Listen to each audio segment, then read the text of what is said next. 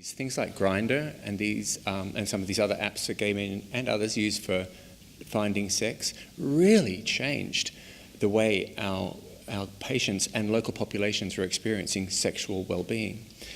Trying to communicate, well, first of all, being aware or understanding of their own sexual and emotional needs in the bedroom or in a relationship, and being able to communicate that on an app with an avatar, with a limited number of characters, with no sort of facial bonding that happens when you connect with somebody in real life. And we're finding they were really, really struggling with that. And it was manifesting as sexual health problems. It was manifesting as rejections, racial rejections, masculine rejections, camp, feminine rejections, body shaming rejections. It was a whole new world for a whole population of people, and they were really struggling with it. It was absolutely translating to poor sexual health. Also, although HIV care was getting so much better, HIV prevention was getting way complicated. As I mentioned, we prescribe 800 PEP courses to our patients, so our populations very much know that PEP is available and an option for HIV prevention. They come in high numbers for it. They also know, I think they're becoming to understand, that undetectable viral loads mean uninfectious, and they all know that condoms are an option too. It doesn't mean that being well informed doesn't make it easier for them. Being well informed in some cases can make it much more complicated, because do you trust the person in bed with you that they are undetectable, or is it just something they said on that app in that very short introduction? Do you bring up that conversation? So I think it's just simply saying, although HIV care has been getting so much better, HIV prevention is getting really complicated. We're asking our gay men to be so well informed on so many levels, with so many technologies and interventions and medicines, and communication skills in the bedrooms. We really needed to understand better the kind of anxieties that our patients were experiencing out there, outside of the clinic, in their bedrooms, on their gay scenes. And of course, scenes are changing too. Technology's changing, taking it out of the traditional bar and club and making more online social networks, and communication skills about how to befriend, how to communicate our politics, our emotional needs, how to understand our emotional and sexual needs and form relationships through communication skills that we learnt online. And it's a whole other, there is trolling, and there is it's a whole different world. And our changing scenes, and of course cultural and societal homophobia changing a lot over the last 30 years, and of course the AIDS epidemic of 30 plus years that's kind of traumatized this community. So we were less looking at the historical, geographical, economic, socioeconomic, or these kind of factors. We were looking at the changing seasons of risk that our patients were experiencing just today, giving modern day trends. And we thought, how do we protect them to be, or support them to be more resilient with all of these changes? Just to give you some examples, one of our clinics is called Dean Street Express. It's a very, very busy clinic, of course. So a nurse, a young nurse, she might be working, if she was working a double shift, she might see 20 to 30 gay men, one after the other, in a double shift on one day. It's a very busy clinic, and as an example, the first guy might come in and he might say, "Hi, I was at a sauna, I was doing loads of chems or drugs, I was having sex with loads of people, having a really good time. Well, I even passed out from some of the drugs for a few hours, but there were still some people in the cubicle, but I think I had a good time. But I've got gonorrhea, I think. There's something going on here. Give me medicine, please." And the nurse is thinking, goodness me, there's so many things I want to talk about here. Like, is this the kind of sex life that they wanted? They feel informed to acknowledge the risks that are happening there and navigate their way through them. Are drugs something they want to be doing? Are they well informed about the drugs? Was consent to sex an issue that she wanted to talk to about that patient in that situation? But, there are 40 other people waiting outside, and he is saying, please don't judge my gay life. It happened last month, it happened next month too. I don't know the names of these guys. Don't judge me, just give me my medicine, please. Next person coming in might be needing PEP. And the nurse again wants to ask about the status of or infectiousness of the person involved in the possible transmission. And it is the person in the waiting room, so we can find out. And the patient will go, gosh, no, I don't know their name. I might know their Grindr name. It could have been one of 10 guys. I need my PEP, please don't judge me. I did it 3 months ago. I'll be needing PEP probably next month. Medicine, please. Next.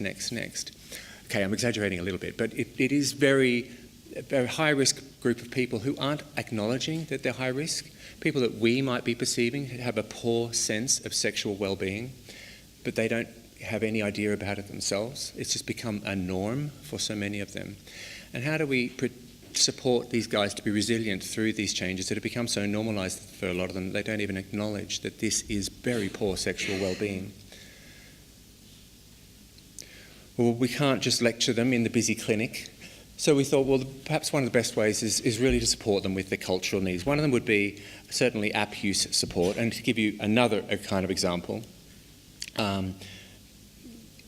this is the kind of, a lot of us in the room, I'm trying to look at the age of people out there, and a lot of them are kind of my age, but a lot of us do remember meeting people in a bar and having a 20-minute face-to-face drink with someone before the decision, the commitment to have sex with someone happens.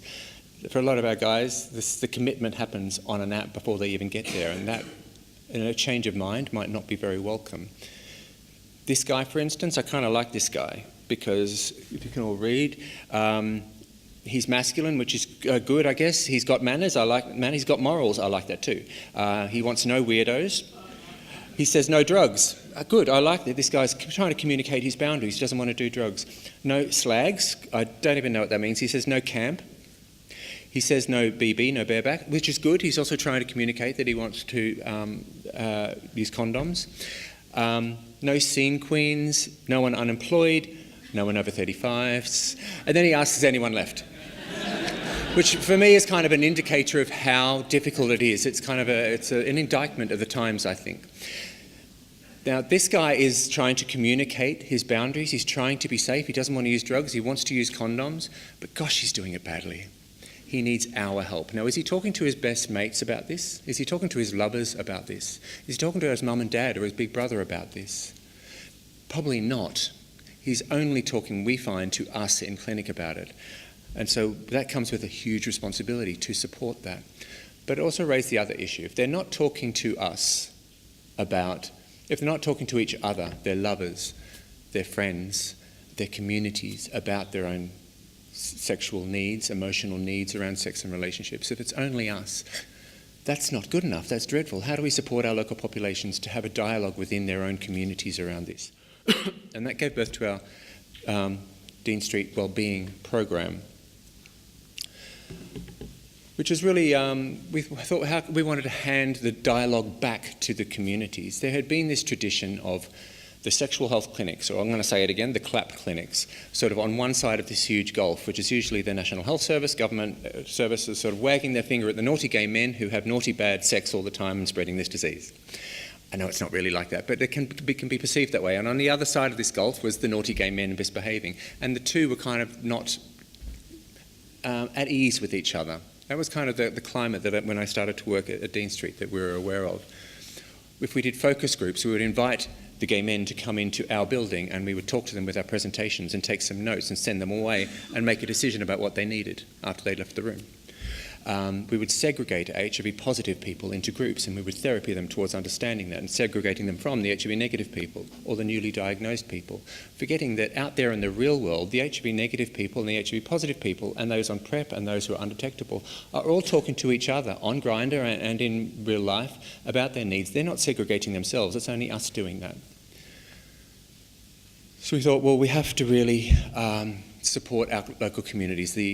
What we were hearing is a lot of the guys, their choice of gay scenes in many big cities around the world is places of intoxication, saunas, bars, nightclubs, places to do drugs, places to drink, and places to hook up or find sex. Now, I know a lot of cities have a lot more than that, but they're the easiest things to find when a person goes to a big city. And in London, it did seem the case that our scenes were places where guys could hook up, become intoxicated, and have a lot of fun, but not in environments that was conducive to their well-being. And the only space they would come and talk about their sexual and emotional needs was to professionals like us. So really it was starting a whole lot of support groups. And this is, I think, where I'm just going to give you some examples of some of the ones we do. But hooking up online, as I mentioned before, communication skills and workshops so guys could communicate their vulnerability. If I had a Grindr profile, I don't go looking for me. It would probably say, I get nervous taking my clothes off with a complete stranger.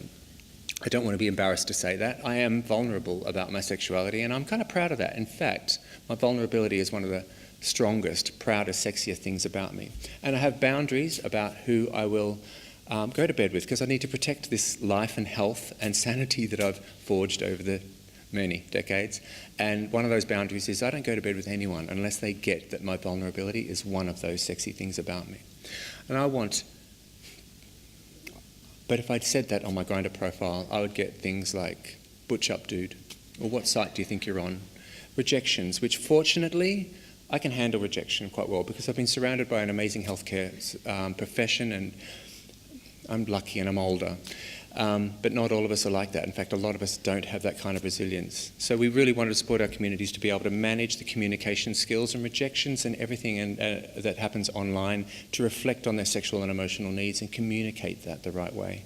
Having profiles that reflect who they are and what they want, not just stating what they don't want. Sober sex groups. Again, led by the community, not led by us, not led by a therapist trying to change their behaviour. Just where guys can come together and talk about sober sex. Forget that one. And we've already talked about that too. Other groups, Change of Scene, which happens every month with different topics, how to deal with Grindr and the racial rejections we happen on there and other rejections, body image issues. Discussion topics. We would get a porn star and a DJ and a club promoter to come and host a panel discussion about consent to sex when high on drugs, something that a lot of our patients are experiencing. They're not coming to us saying, help me, I was assaulted, help me, I was raped. They were saying, yeah, I was a bit unconscious, some people had sex with me, it's my fault, I did too many drugs. So how do we talk about that as a community and empower our local populations to talk about it amongst themselves rather than just educating them and therapying them after they've disclosed an assault? And introducing I mentioned that the easiest thing to find are the bars and the clubs and the saunas and the sex clubs. There's usually a gay chess club in every city. I know because I always look for one. I was greeted with those big chess pieces at the front here. That was great. There's also a gay Star Trek club in most cities too. I know that one because I go looking for them as well. But there's usually a lot more for gay men to do if you just look a little bit harder. So we just wanted to make it not such a difficult find for our patients. So we've got, we put an event together where we got kind of the sexy, charismatic representatives from all of them. I was a sexy, charismatic guy from the Star Trek club. And just talk about all the other options there are for us to do in our city or in cities. Another thing that happened is a patient sent to me a picture. It wasn't a patient, just a person sent to me a picture. I didn't know him. Not this picture. A picture of two very sexy guys in leather harnesses injecting each other in a very intimate, sexy, hot fetish moment. And it was part of an exhibition he was hoping to do. And he said, David, I haven't met you, but I kind of want your opinion. Is that wrong? I was like, goodness. It's kind of fetishizing a very harmful activity. Sexualizing it and fetishizing it and glamorizing it even. If you can make 30 more of these pictures, we'll put you in an art gallery and we'll talk about the controversy of that with your community. And we did, and it was one of the best events we did, and it attracted not just gay communities to talk about the controversy of chems and sex and fetish and glamorization and risk amongst themselves, but it was also really helpful for clinicians to try to be involved in that dialogue too.